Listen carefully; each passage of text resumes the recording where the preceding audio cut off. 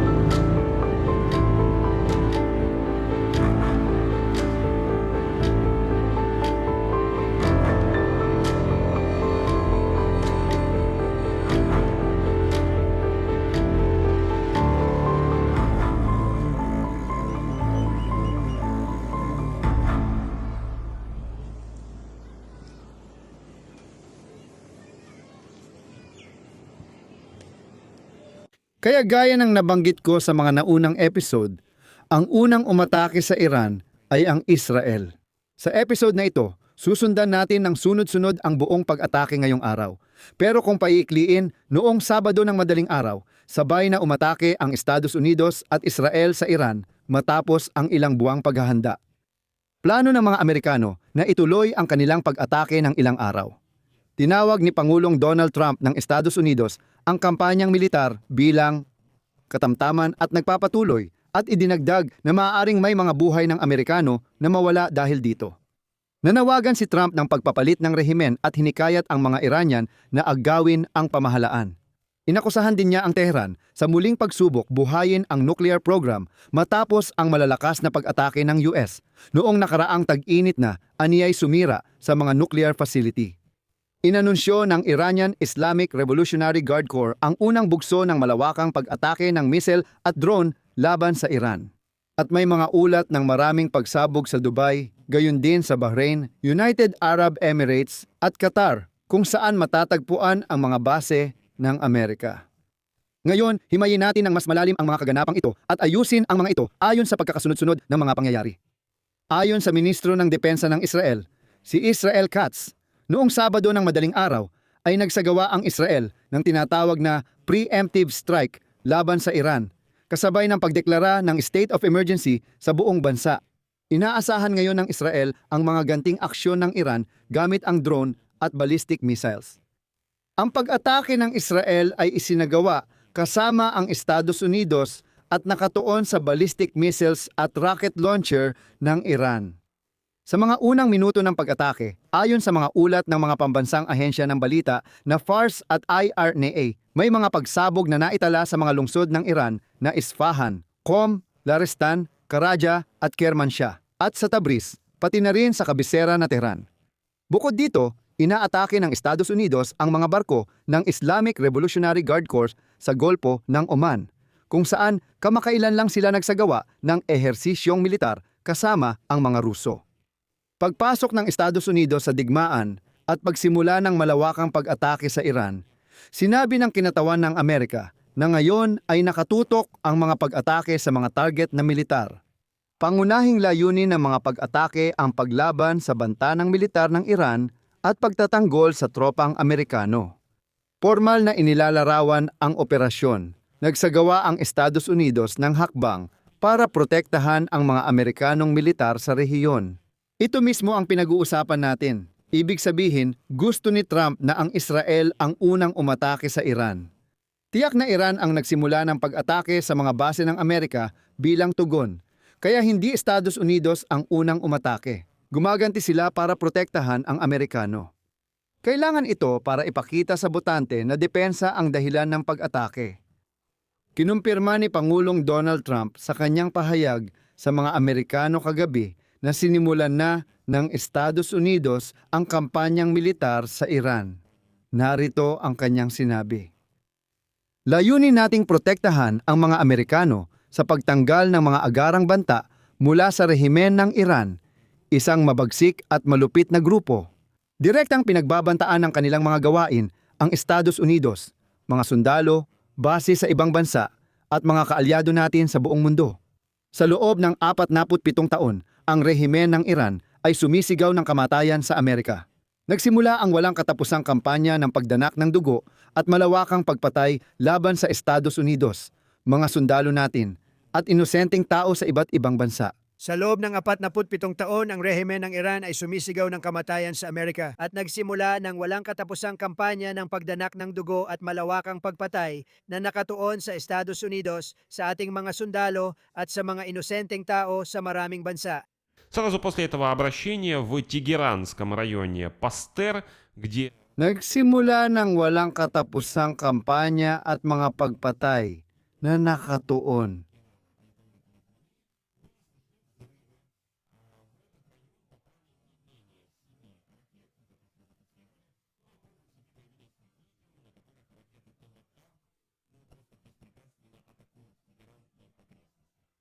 Gayun din, sinabi ni Trump na ang kampanyang militar ay tatagal ng ilang araw. Narito ang kanyang sinabi.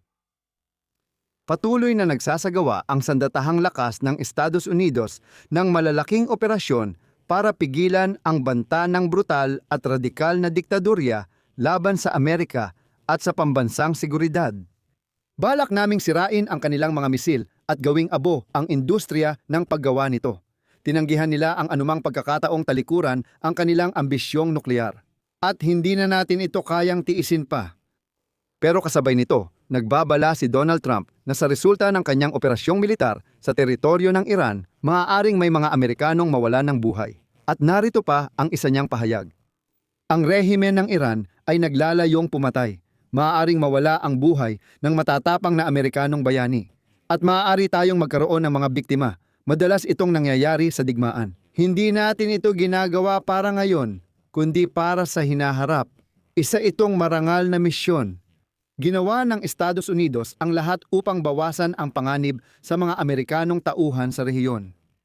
Kasabay nito, tahasang nanawagan si Trump na pabagsakin ang rehimen ng mga ayatollah sa Iran. Ito ang unang beses na ginawa ito ng hayagan. Hinimok ni Trump ang mga Iranian na kontrolin ang kanilang pamahalaan pagkatapos ang operasyon militar ng Estados Unidos. Ang punto, habang kinakausap ni Trump ang mga Iranian, sinabi niyang manatili silang ligtas sa silungan habang may pambobomba. Pero pagkatapos nito, sila na ang kikilos. Lumabas kayo at kunin ang kapangyarihan habang hiwa-hiwalay at wasak ang pamahalaan. Heto ang sipi mula kay Trump. Pagkatapos namin, kunin ninyo ang kontrol sa pamahalaan. Mapupunta ito sa inyo. Malamang ito na lang ang tanging pagkakataon ninyo sa maraming henerasyon. Maraming taon kayong humingi ng tulong sa Amerika, pero hindi ninyo ito nakuha. Wala pang presidente ang handang gawin ang handa kong gawin ngayon. Ngayon, may presidente na nagbibigay ng gusto ninyo. Tingnan natin kung paano kayo tutugon. Sinusuportahan kayo ng Amerika gamit ang napakalakas na puwersa at kapangyarihan.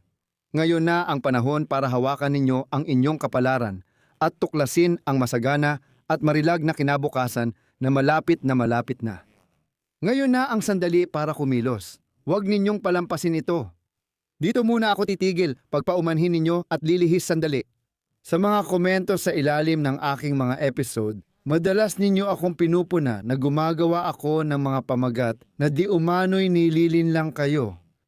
Hinihikayat ko kayo, lalo na yung mga nagsusulat ng ganitong mga komento, na simulan ninyong mag-isip ng kritikal at huwag husgahan ang sitwasyon base lang sa mga pamagat. Ipaliwanag ko kung bakit.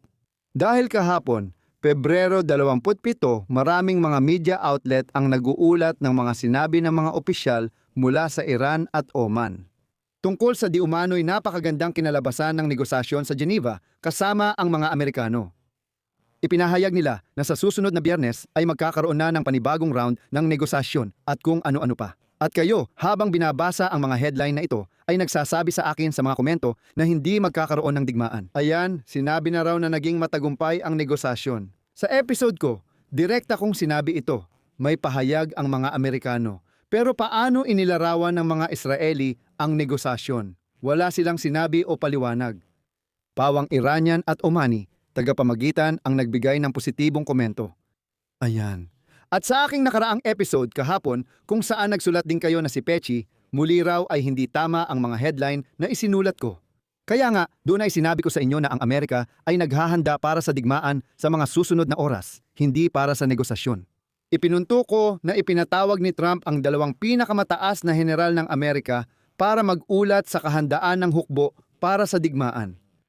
Ayon sa mga source sa Amerika, tinanggihan ng Iran ang alok ng Amerika at wala ng negosyasyon. Hindi basta-basta nagbubukas ng bomb shelter at pina-activate ng Israel ang air defense. Hindi rin basta-basta ang paglalagay ng Iron Dome system malapit sa KNSP at iba pa. Panoorin ngayon ang aking nakaraang episode at sabihin kung ako'y nagkamali. Lalo na yung mga nagkomento tungkol sa mga pamagat. Kaya sa susunod na magsusulat kayo na pangit ang mga pamagat ko, tanungin ninyo muna ang sarili ninyo. Nag-iisip ba ako ng kritikal sa sandaling ito? Baka hindi dapat husgahan ang isang bagay sa pamagat lang, kundi sa nilalaman mismo. Balik tayo sa sitwasyon ngayon. Ginagamit ngayon ang mga Tomahawk cruise missile ng US Navy sa Golpo ng Oman at Israeli Aviation para sa mga airstrike. Ang mga pag-atake ngayon ay tumama sa Kermanshah, Tehran, Qom, Ilam, Silangang Azerbaijan at Lorestan.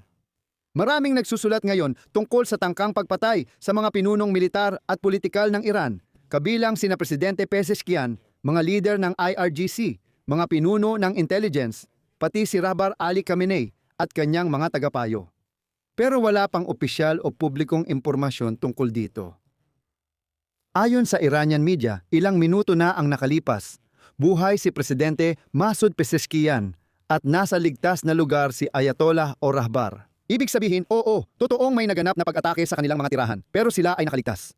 Kasabay nito, ang mga Iranian na pambansang ahensya ng balita na ISNA at IRNA ay inatake ng mga cyber attack. Mga 2 oras matapos ang unang bugso ng mga pag-atake sa Iran, muling narinig ang sunod-sunod na pagsabog sa Tehran, Ilam at Tabriz.